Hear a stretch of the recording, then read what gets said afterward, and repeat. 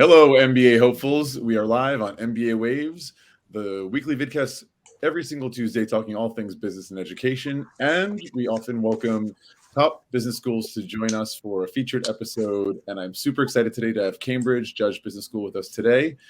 And of course, my fabulous host, Bara Sapir. How you doing, Bara? I'm doing great. It's good to see you, Eric. What country are you in today? I am in Zurich, Switzerland, making the rounds at the QS MBA tours. So, yeah.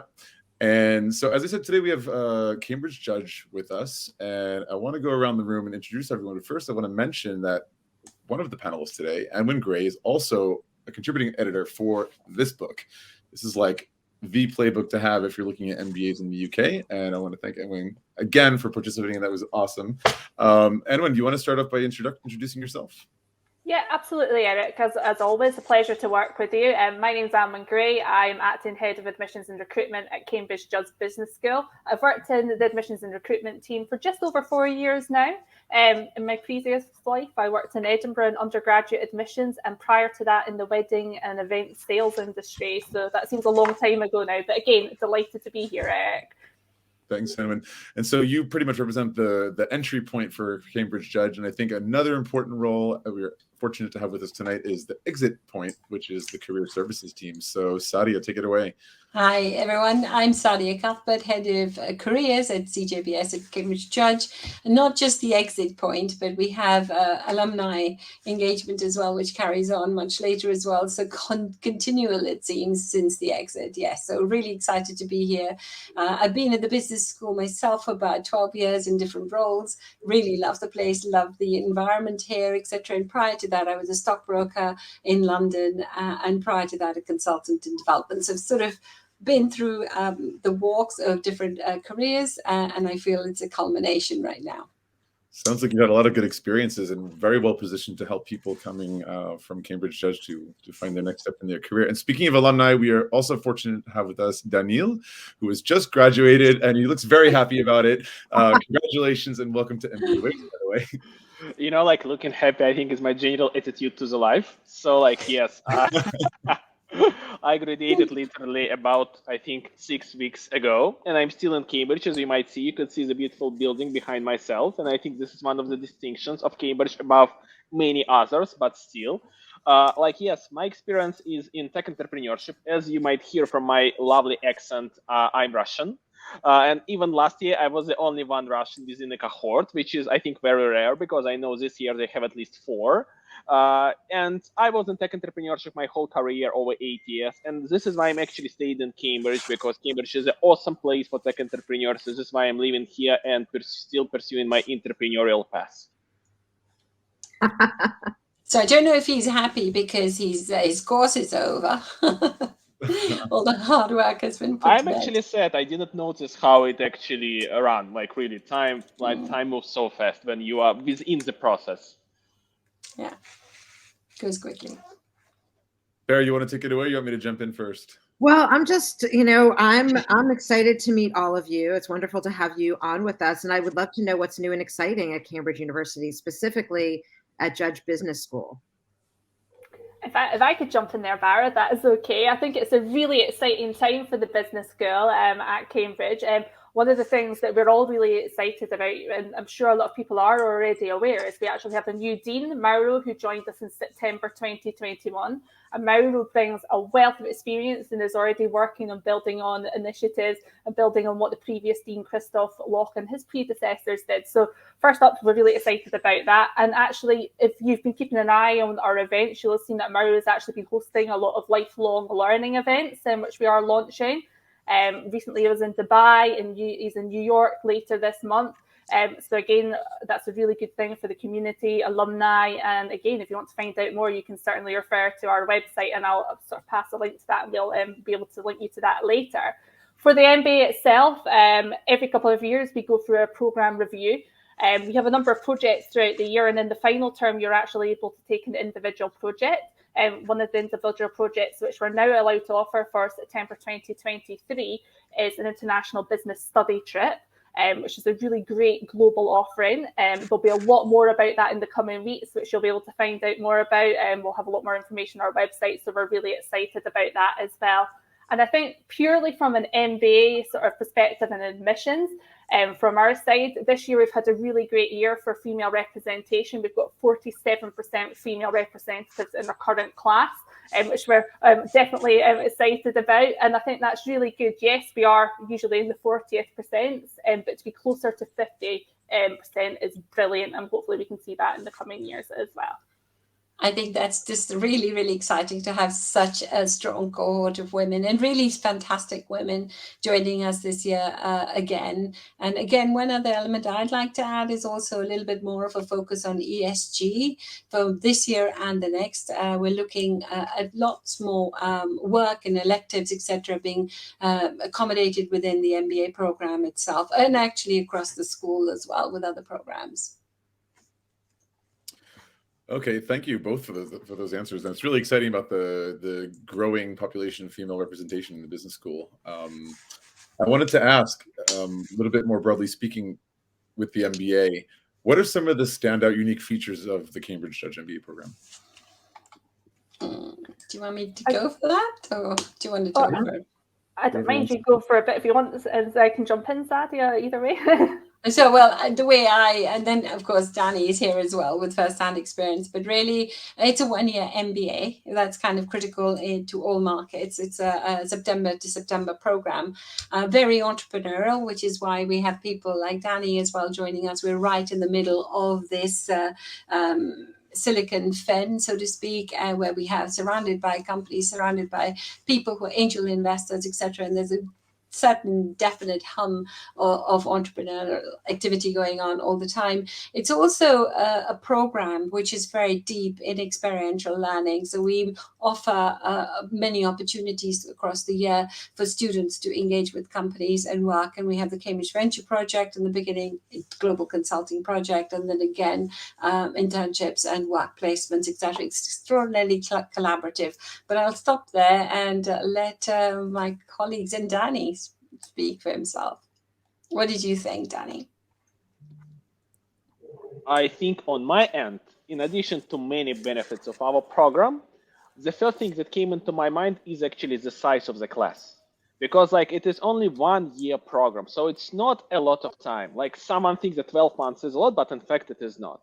And the third fact that our actually class size is around 220, 210.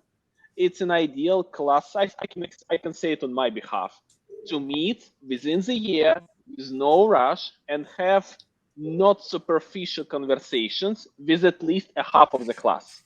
And this is a lot of networking effort, because when you have classes twice as big, 5 times as big as many US schools, for instance, it's also great. You have a more group mates and alumni. But at the very same time, for me, MBA is not about this artificial term called networking. It's about friendship. And the friendship could only be created when you spend enough time with a person. Mm-hmm. I think that's a brilliant point. Thank you so much for mentioning that, actually, because you had you had real experience of the support, etc., that you got from the class as well. So yeah, I'm really glad you brought that point up. The class itself, besides being collaborative, is very closely knit and they support each other. One other point I'll mention is because we all went through a terrible year in 2019 with COVID hitting us completely unexpectedly. The class of 2019 showed so much resilience and so much working together, trying to help each other sort of come through this. So that really resonates, and this helps. This is helped because of the size being what it is. I wanted to ask, by the way, what's the total student body? What's the population, sorry, within the MBA program? So in the current class, we have 210 students. Mm-hmm. Nice. So generally, I think over the last couple of years, certainly since I've been on the team, it's been around about that mark, which is certainly good. And I think in terms of sort of class size, it's a really good class size, and you do get to know your classmates, as my colleagues have seen and said here today. And that is a lot of feedback we do get from alumni based on that point. Sounds like a nice size. It's not like too behemoth like some of the ones, especially across the Atlantic, but it's also not too small. So you have a good amount of people to get to know. And as Daniil was saying, it's about the relationships you build, like working together and spending time kind of suffering, right, on projects and deadlines and making that all happen. That's That's how relationships are built. Bara, I know you had another question you wanted to jump into. Well, you know, I mean, I'm just thinking, like, just globally, everyone's had a COVID story, right? And it's just super interesting how cohorts have dealt with that. You know, like some people probably didn't meet for a really long time, right? I don't know, was your school virtual for part of that time, or was it live? And how did you guys cope with that? I'll let Annwen take that.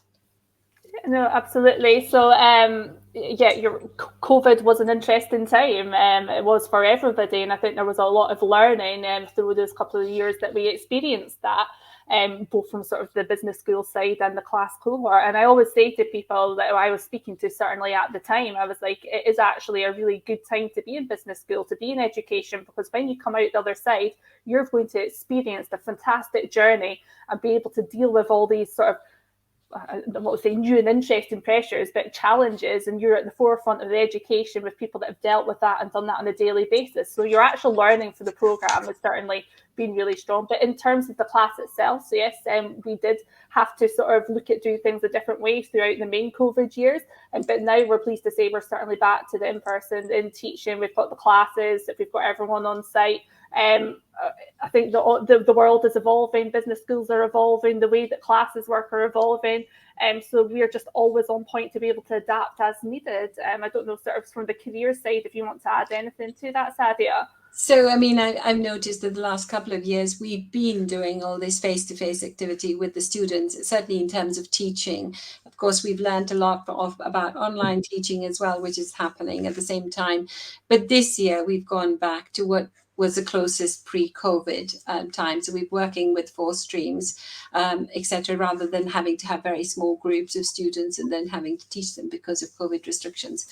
But so it's really good to be back. We're seeing a lot more clients wanting to come in and present to students, and we certainly want to do this face-to-face. Really quite excited about this, for instance. And certainly we are seeing a lot of alums who want to come back and be back in the environment, talk to students, etc., and encourage them. And we're having panels pretty much every week, and it's great. It's really lovely to be back in person. Yeah, I think it's a global celebration. Yeah. Can I jump in there as well? I think that certainly from sort of an admissions side as well, the interview offering that we've been able to offer beforehand, where you had your own campus interview day, and yes, it's been sad not to have that as much, but actually it's been really made it really accessible to people who have maybe not been able to travel in person, to really get the online experience, to see what our faculty are like, to hear more from the admissions team, to network that perhaps wasn't as available before. And that's been really good, just certainly in making those initial connections before you even sort of apply to the program, to be able to speak to people and really sort of develop your network from as soon as you think, oh, business school, I might apply. Yeah, I think we've all changed, right? Like, I think we've all changed, and we are out of it, it seems, but when we're really out of it, like when it's a lot of time, we'll be able to really see what kind of hybrid lives we're all leading. I totally agree. Yeah. In talking, I mean, Danny's talking about the smaller class and you're talking about the networking, and even the best ranked schools tend to agree that finding the right fit and the right cohort, and that's what you guys do, is pull that together. So with all of the incredibly transformational MBA programs around the world, each one has their own unique methods of offering an MBA program, and it comes down to campus culture. And I know, Sadia, you also talked about how much you've been there 12 years, you love this place that you're in right now. So can you describe to our audience on MBA Waves, what is the culture at CJ? I mean, I risk repeating myself. It is just a really vibrant place. When you walk into the building, and Danny will vouch for this as well, you feel, for the first 2 days, we get everybody dressed up in suits and they're all really suited and booted, and then soon they relax, and it's that learning environment that creates. And just to go on about the building as well, it's actually, the way it's been designed as well is so that people can walk into each other actually and start these conversations and be connected. So it's a lot of this ability to, develop things. So just to take a good thought, good activity, and take it further. I mean, when we talk to at length when you start talking about how lots of good ideas came out of Cambridge, and of course you know about how many Nobel Prizes, etc., have been awarded to the university itself and to the researchers here. A lot of these ideas are generated really in pubs and people just sitting together. We have a very strong college culture within the university as well, and that's what also allows people to be thinking in weird and wonderful ways, really. I think the MBA itself is also, and along with the building, is very transformative, and allows people to sort of expand and dare to think and dare to imagine. That's how I take it. Anything else? You've made me think of something when you talk about the colleges, right? Which is something that's quite unique to perhaps Oxbridge or maybe Cambridge, you prefer. In the US, college and university, those two words are used interchangeably, whereas in France, for example, college is junior high school. So it's very different. So I visited Cambridge. It is beautiful. Oh my God. The history, the buildings, the church, the tower. But I got a sense of the colleges, and I know from clients that I've worked with how it works, and it largely is connected to residence halls. But I'd love to hear from you guys how you describe it to the outside world. I'll let Annwen do that. Sure, thank you. So the colleges, yes. We get asked this quite a lot. So the easiest way to sort of explain it, and it does sound a little bit cheesy, is if you refer to a college a little bit like your Harry Potter house. So you've got Cambridge University, it's the sort of umbrella term. Under each part of Cambridge University, you have all the departments. So Judge Business School, and you're on your programme, the MBA. So as a member of the MBA programme, you're also a member of a college. So there's 31 different colleges in Cambridge. They essentially are where you can dine, where you can eat, where you can sleep, where you can study. There's sports societies, debating societies, you name it, they've probably got it. They're multidisciplinary, so it's a really good way to really explore meeting new people from different departments. You never know what sorts of conversations you might have at those. Again, as I said, you might dine there, so those Harry Potter-esque style dinners as well, the long gowns, very, very similar to that. So certainly we have a really good college video on our website, so I'd really encourage you to have a look at that. What happens is if you apply to the business school, hopefully you get accepted, you get a pass interview. At that point, we make you an offer. There's a number of conditions that you need to meet. And as part of that, we will apply to colleges on your behalf, but you'd be allocated a candidate manager who would talk you through that process near that time. But I'm sure Daniil might be able to share a little bit about the college experience, having been there firsthand. Mm-hmm. I think I could share it kind of an insight because, like, you know, what I love about the colleges, and this is not obvious from the beginning, since all of the MBA cohort is assigned to a certain college and all of us assigned to a different one. We have 31. And like in most of the colleges, you have at least one student. And remember, like keeping this, referring to the Harry Potter, remember all of the dining halls in the Hogwarts. So like each of the college has its unique dining hall and they are very different. As far as which college were you in, Daniil? Mine was called St. Edmunds, and this is a graduate college. So for the grown-ups, as I call it. And like I have a hilarious story that because I, in addition to all of the benefits, I was also fascinated because I came here with a partner, and they have the biggest amount of family studios on site. And when I get into the college, met all of the conditions when which Annwen mentioned previously, they ran out of rooms. So like I was a part of St. Edmunds, but I live not on site. But this is a different story. The point that I'm trying to make that you have all of these so-called formal dinners with the gowns, with like candles and so on and so on. And if you are a member of a college, you couldn't simply go to a different college. So this is also a great networking and socializing opportunities because students within the MBA are simply going all together, let's say with a member of St. Edmunds, with myself to the St. Edmunds. Then I got invited by a friend of mine to a different college. And this is why how you also, let's say, social networks and like personal bond is strengthening every week because the formals are happening every week. And I know some of friends of mine who actually visited all of the colleges throughout the year. And it was a hard task to achieve because I think that we have at least 5 colleges that we didn't have an MBA there. So like this is like kind of a challenge. Can I just add one thing? Because I'm aware of that we're talking very much a lot about Harry Potter, but I do want you to also take away the thought that even if we sound like a traditional place, it's got all the traditional stuff going along. And actually, my favorite bit is when you go into some of the old colleges, you see these really worn out stairs. And you just think, oh, I wonder who walked on those. But what I'd like to also say is we've got that traditional element, but actually this is also a place which is really full of ideas and full of innovation and good thought and new companies, etc. So it's a juxtaposition of the old and the new, the modern, and actually quite agile, quite tough. And I think that combination is really quite exciting because you have, an opportunity to skip into one another. I love it. I think that's a good point as well, Sadia, because as you've mentioned, we are at the business school right in the centre of Cambridge, right opposite the Fitzwilliam Museum, which is fantastic. If you haven't visited or get the opportunity to come visit Cambridge, I'd certainly encourage you to do so.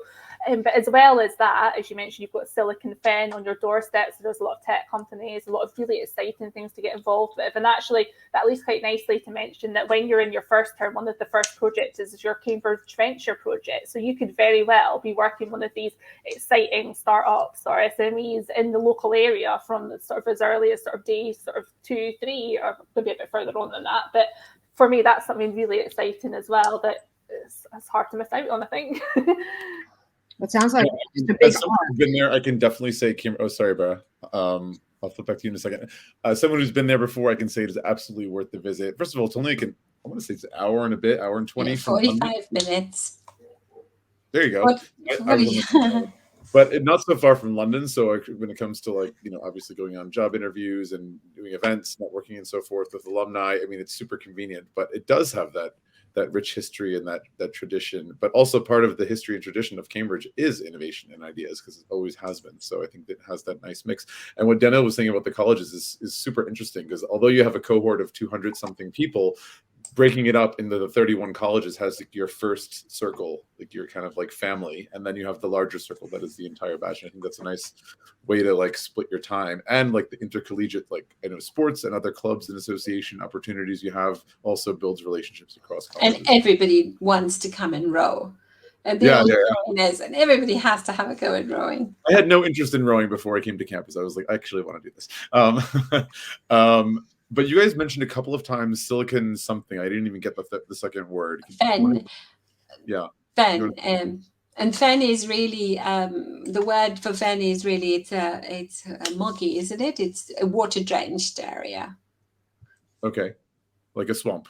Like a swamp, really. I mean, long time ago, East Anglia was really a swamp, and then the Dutch came and then drained it out. So that's why it's called the fen. The Dutch know what they're doing with water. So what? tell the people who are listening today, what is Silicon Fen?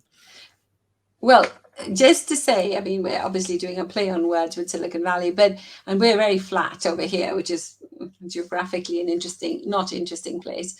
But what we've got going around in Cambridge is really, it's the hub of all things technical, all techie things, and really the innovation hub or the software hub, and that for the UK.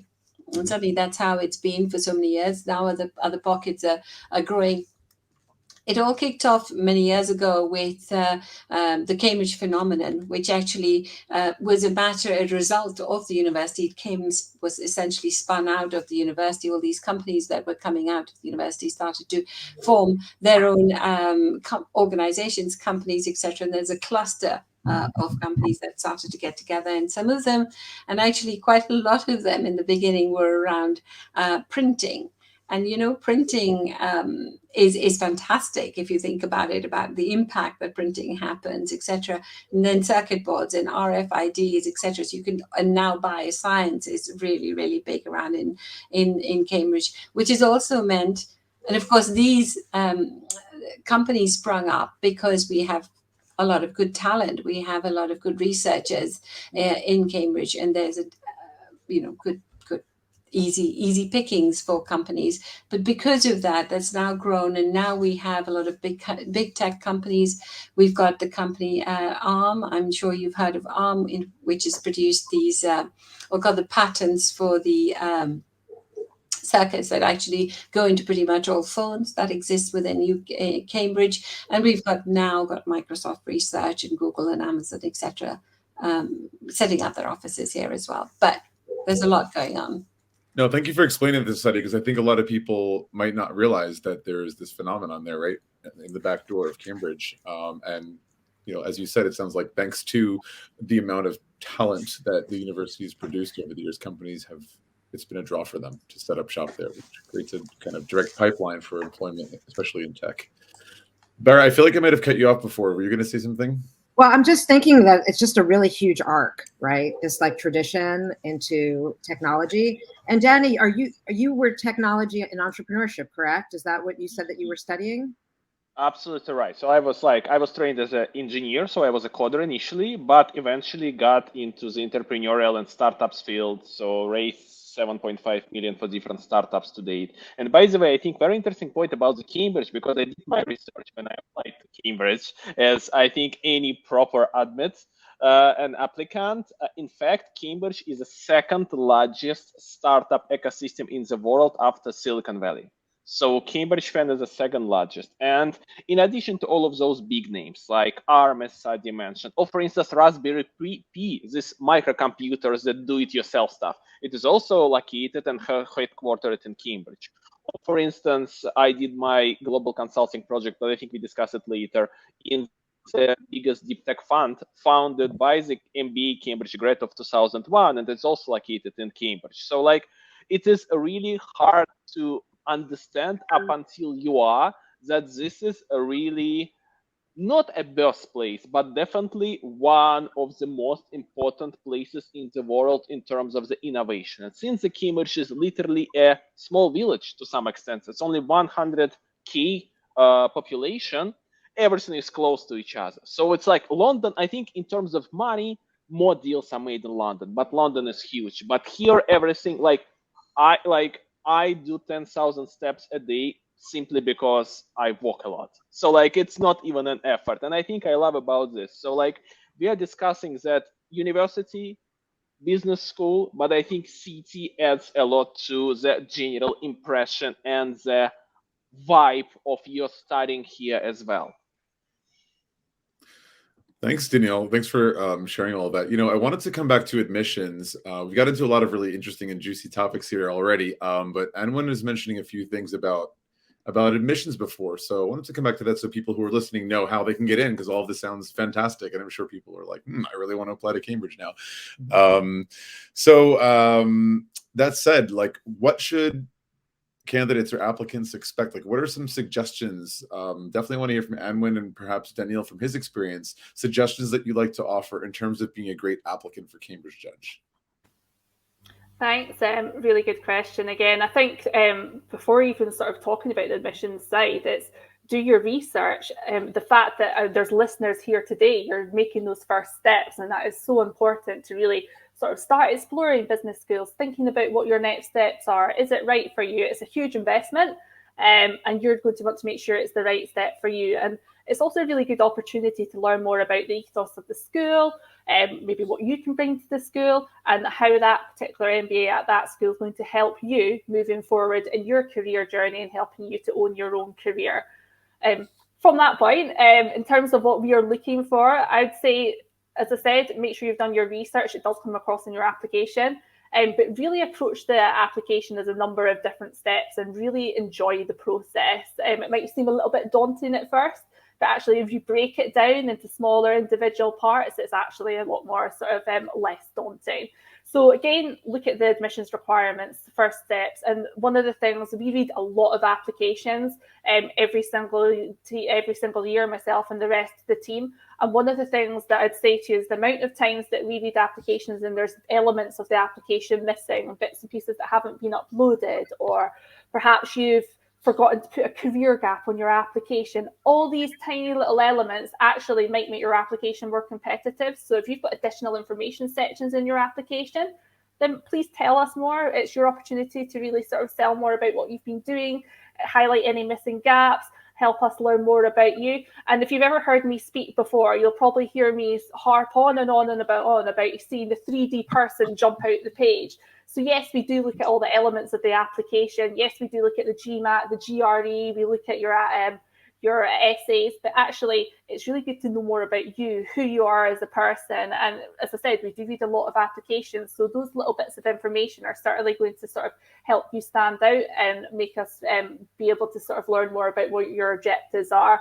In saying that, I'll go back to the essay questions, really look at them and really explore those in detail. I'd approach them as sort of talking about a beginning, a middle, and an end, like you would with an interview, what you did, what you learned, what the outcome was, and how you've applied that in the future. Just be really clear and concise. And I think sort of even before making an application as well, just take a step back and look at what you've done to date already. What have you achieved in your career so far? What are the skills that you've done? And actually, I think if you'll sit down, have a cup of tea, as I do regularly, you will probably find out that you actually have a lot more skills than you're actually giving yourself credit for, and actually being able to get those into your application is one of the best tips that I can do, because even if you don't think it's important yourself, somebody else might read that and think, wow, you know what, that's a really good thing to bring forward. Really good tips. Thank you. So you mentioned the GMAT. I don't know if you accept the GMAT and the GRE or the EA. Can you just talk a little bit about what's your take on it? How important is it? Because you're talking about a 3D person, and sometimes people say, well, a standardized test is, I mean, it's my world, but where does Cambridge Judge stand on this? So we are unable to review an application if you have not sat the GMAT or the GRE. So that is a mandatory part of the admission requirement. You can accept, or we will accept both the online or test centre sort of format. That's absolutely fine. And when I mentioned we'll take GMAT or GRE, we have no preference. We will accept both. There's no sort of one weighted over the other. It's entirely up to yourselves which you decide to take. For the GMAT, in terms of average scores, I'm sure you might ask about that as well. In our current class, the class average is 690 for the GMAT. For the GRE, fewer of our students do take the GRE, so we don't have a class average. As I said, we don't take any preference to which you take, but for the GRE, I'd probably say 80th or 90th percentile would certainly be quite a strong score. But again, this is a very it's not hard sort of score that I'm giving you here. We take a very holistic approach, and we do take into consideration all elements of your application. What I would say though is if your undergraduate is below 2.1, then you might want to consider trying to achieve a higher GMAT or a GRE in order to offset that. Beyond that, we don't take the executive assessment, unfortunately not for the MBA programme. I believe other programmes in the school may accept that, but they have a different admissions teams. If you're interested in that, we can certainly point anyone in the right direction if anyone wants to explore that further. And lastly, I think I've forgotten that last point, but it'll probably come back to me. So I'll probably come back to you on that last one. But yeah, generally the GMAT or the GRE, we're happy to take both. I think that's what schools mean when they talk about a holistic approach, that where you may be lacking in some area, you can compensate in another. So that truly is holistic. All of the things are important, meaning the GMAT or GRE, references, CV or resume, the interview is a big one, your experiences. But yeah, you can kind of recover if you're lacking in some area by being strong in another. So I wanted to switch over to academics, unless and when you remember what you were going to say. Yeah, no, absolutely. Sorry, I did indeed. No. So just to point out as well, as I mentioned, the GMAT or the GRE is compulsory. We do need to see that. However, we do have a 2-week grace period in each of our admissions deadlines. So if you sat the GMAT or the GRE, haven't quite got that official score report, you can still submit your application as long as we're able to verify that from the uploaded score within 2 weeks of that date. You can still consider your application in that round. There you go. And there, I put the website up there again for people to see. I'm sure most of this information is on the website, but it's always good to hear from a real person, a human that's able to fill in the gaps and make things even more clear. So speaking about academics, I mean, obviously Cambridge is one of the most famous and well-respected universities in the world, right? Cambridge surely has some superstar professors teaching on the MBA, but who are some of your standout professors these days, and what are they working on?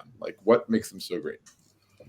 Well, I can kick off with a few, and then Danny, you can join in. But I mean, we've got, as you said, we've got some super faculty and people who've been with us for a long time, as well as new faculty who've been recruited recently. And I must say there's been a lot of new people joining us as well who are looking at very different topics. Some of our well-known, the ones I like working with particularly at the moment, Jaideep Prabhu, Professor Jaideep Prabhu. I think he might have been on sabbatical when you were here, Danny, but he talks all about frugal innovation. See, it's always about innovation and leadership. So it's all about how to get communities to actually work together to work on innovation. We have a lot of professors who are Professor Jennifer Grenville, who's working on ESG and sustainability, and she's doing some great work on that front as well. We have great data scientists as well. David Stowell is well known within the field. He started off with some super work using data from Facebook a long time ago. And so, we've got corporate finance is being taught by Professor Gishan Tazinka, and lots of different faculty. We also have, I can't stop actually, now I've started, but really there's a lot of organizational behavior is being taught at the same time. Marketing elements are brought in constantly. So yes, and we have not only the core teaching, which is happening right now, but we also have electives which are brought in. And for that, we can bring in a faculty from outside as well, who are much more relevant to the topic. So, for instance, when we teach cultural and arts management, we have Angus Finney, who comes in, and his background is really from films, and he comes and teaches that concentration. So lots of different parts that are playing. But I will take one more moment of your time. We also have centers of research at the business school, and those are just fantastic. So we have some which are really famous, which are the Center of Alternative Finance, which is doing lots of great work on, different kinds of new economies that we're having and new currencies that we might be having, and on regulation. Then we've got the Risk Center, the Circularity Center. So, and there's a lot of research coming out of these. So just, it's not just about the faculty, it's about the centers and the research and what they're doing as well. And the centers of research, I guess they're all on campus, right? Yeah, they're within the business school, and actually some are larger than the others. We have a long list of centers, but there are certain ones which are a lot more sort of just growing phenomenally. We've also got Philanthropy Center of Philanthropy Studies, and these are the new topics that are being explored. So students can connect and work with the faculty on these on topics during the summer, but throughout the year, they can talk to them and engage with them on different topics. Thank you so much, Sadia. Now that we've heard from somebody who's paid by the school, even though I'm sure, your answer sounded absolutely authentic. I wanted to ask Daniil, who's actually paid to be there, and what he thought about the professors. To some extent, I was also paid to be here because I got a scholarship in addition to everything. But I still try to be objective. I think, as a person who loves to share knowledge myself and who is a startup mentor, I could say that being a great professional, as much as being a great researcher, doesn't necessarily transfers into being a great lecturer. And I think what I would like to highlight about Judge is that our professors are a great lecturers. So no matter what kind of, let's say, research areas they have, they are extremely interesting and engaging to listen. And what is important for me, they are using, for instance, an actual and modern cultural references in their lecture. So they are speaking our language. So the average age, I think last year was 30, and it is 29 or 30 this year as well. So we were talking lectures about South Park. Or, for instance, how on marketing we were talking about how to market the toilet paper rolls. And I'm not making this up. This was a reality. And I think to keep us engaged and to speak us with the same language is very rare. And I think the other point is that most of the professors that I had was the practitioners. So they're not only, let's say, do the research for the whole of their career. For instance, my professor in entrepreneurship, Simon Stockley, sold several companies before himself. And I think especially in entrepreneurship, it is extremely important. Or for instance, our professor of negotiation, Mark Durant, he is an anthropologist himself, and he actually helped many companies, even war conflicts, in making the negotiation, hostage discussions, and like all of this stuff. So like you are able to experience and talk with the people with a hands-on experience. And I think I couldn't say anything about other programs in other schools. I have never experienced them. But on my mind, this is what makes us stand out, and this is what makes you come to the class daily. Even after all of the socializing events, you still have to come in the 9 a.m. because you want to hear something interesting from a professor. You're a great ambassador to the program. I feel like we should hop over. I know we're headed towards the end of our conversation, but Sadia, this probably is for you. Just talking about some of the careers that happen post MBA. If you can tell us about the career services at CJ.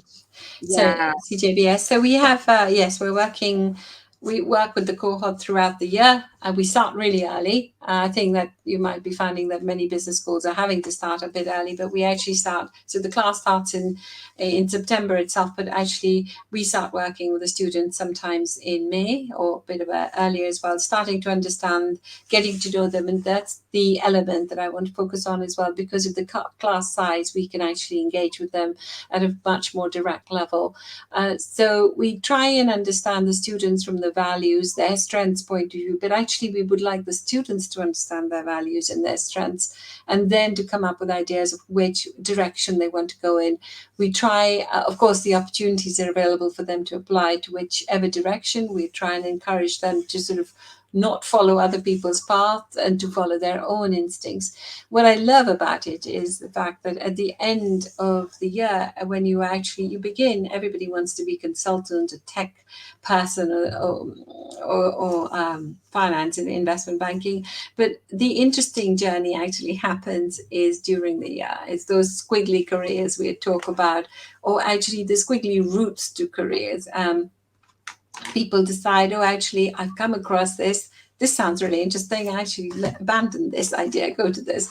The veering and the changing and the transformation that happens. We've had certainly good.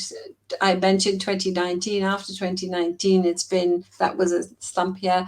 On the whole, every year we have very strong employment output. We have, again, 94% of the class had jobs, full-time jobs, within 3-month period last year, and we're waiting to know. For this current class that's graduated, we're doing the numbers and we'll know in a few months. But it's a strong careers offering. We start working early, we work with corporates, but we're also offering the confidence building, the leadership courses, and the personal and professional development courses, the networking opportunities to the students throughout the year.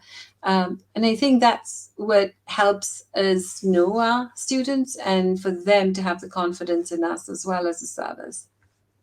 Nice. I mean, oh, sorry, go on. I was just going to say local, international, what is there? Yeah. Oh, yeah. So the split. So we have our class is quite, yes, Annwen can speak to this, but just to sort of say, in terms of how we are, we try, and I think there's an element to try and make sure that the class is never skewed in any one geography in favoring. So we've come in, we found a lot of people who are actually doing several jumps. I think the number of people who managed to work in the UK was phenomenal. I haven't got it on me, but probably around me. But huge numbers of people who wanted to move from home country to the UK just for a few years before they returned to their countries was significant. So double jumps, triple jumps were phenomenal last year, certainly. And I think in this coming year as well, we'll be quite amazed. Yeah, I mean, employment stats like that definitely reassure people who are applying for the program. Like 94% placed within finding employment within. We avoid that word placement, right, in career services. Finding employment within 3 months. Not the word placement. Yeah. But I think the last major thing we haven't really talked about is about alumni. You know, once they've gone through the program. So maybe you could tell us a little bit more about what, besides Daniil, obviously, what some of your alumni are doing these days. as well as what kind of services exist for them at Cambridge Judge as an alum. So we touched on this a little bit earlier about the colleges and the communities that are built within colleges, and of course at CJBS as well. So we have a lot of close-knit communities with our alums. They come in and they help us in many forms. And right now, just engaging with them and what's available for them is really this lifelong learning element. They can come back to us to ask for careers advice, certainly from the careers perspective, but also from an executive education. You know, they can actually come in. I think they allow discounts on executive education courses. And for many, and there are several reunions done, we also work with the classes in the most recent 3-4 years and continually give them courses to attend or a lecture series to attend for as part of their career and professional build up. And our next series is happening in March and then in August as well. So there are elements for them to come back and reconnect with us. And of course, the continual networking and drinks that happen globally, as well as, of course, many in London. But we have this Connect September. In September, we have an Alumni Connect session where globally, I think there are so many events that happen that bring alumni close in together. But with Mauro Gillen's new policy, the new Dean's policy about lifelong learning, I think we'll be doing a lot more with our alumni. So watch out. Nice. That's watch out. I love it. I love it. You know, since we have Daniil with us tonight, I believe I heard you earlier in the conversation. Someone's mentioned you being an entrepreneur. Could you tell us what's going? I mean, you've graduated this September, is it right? So a month ago, you're fresh out, right? What's happening or what's in the works, if you don't mind sharing? Yeah, sure, with great pleasure. So I think, like, as an entrepreneur, you always prepare for the worst. And I think this is like, because when you prepared for the worst, the great things might happen. And like basically what I did, that I actually joined forces with my other group mate, and we actually joined the company, a seed startup that recently raised $2 million to help and to boost the fan engagement of the sports fans throughout interactive digital experiences. And this is literally what we are doing right now. So like, I think this is the beauty of it. So like, we found ourselves interested in this topic. And actually, then we find the company, then we talk to the guys, and both of us got a position. At present, I'm heading the commercial department at the company, the chief commercial officer. But this is a title, and like, to be completely fair with you, in a startup, you could get a title that you want to. I don't want, like, no, this is like not a Facebook when you have thousands of employees. So like, but nevertheless, I could say that this is also have become possible because of the Cambridge.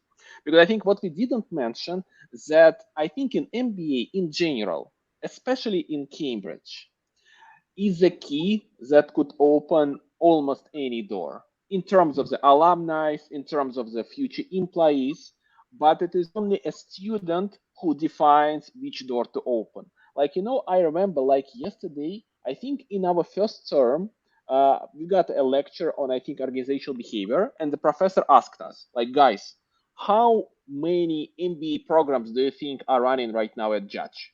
And we are like, one, because it's really one. And he told us, guys, you're wrong. In fact, it is 221 programs that is running by the count of the students that are joining the MBA. And I think this simplifies or exemplifies the fact that each career path is different. And you could do an MBA in so many ways that it is only you who decide what to do and what not to do. So like, I still think, and I stand for, that Cambridge is a unique place for entrepreneurship. And this is why I did not move to London. I stay and I live in Cambridge and work remotely and contribute to the ecosystem and trying to be helpful. And I couldn't be more excited about it. Like really. And this is my current job is definitely because of the Cambridge. And moreover, speaking of the career service that we just touched, they really helped me to tailor my CV.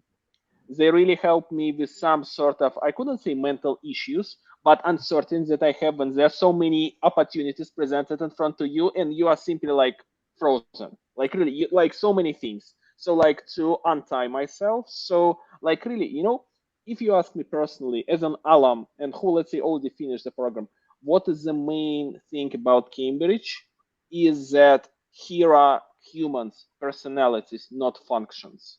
So I can sense the personal touch within the careers team, within the admissions team. And the funny thing is that actually Annwen was my point of contact in Cambridge when I was applying. So I think I just did a full circle right now, being an alumni who is speaking right now. And even my group mates. And we never was arrogant to each other. We was very friendly. And like I know that even my group mates who were competing for the same position, helping each other to go through the interview to make sure at least one of us gets the job. And I think this is what makes a difference. That's great. That collaborative kind of spirit. It's good to know that you have that camaraderie. Listen, this has been a fascinating episode. It's been great talking with you guys. I want to thank all of you for participating. Sadia, Annwen, Daniil, of course, everyone in the audience who's been listening and watching. We didn't get any questions in the live, but I know a lot of people will be watching the playback, and I'm convinced of how Cambridge got their reputation and their high ranking for their MBA program. So congratulations, and thank you once again. Best of luck to all of you. We're going to wrap it up right now. Bye, everyone. Thank you very much. Bye-bye. Thank you.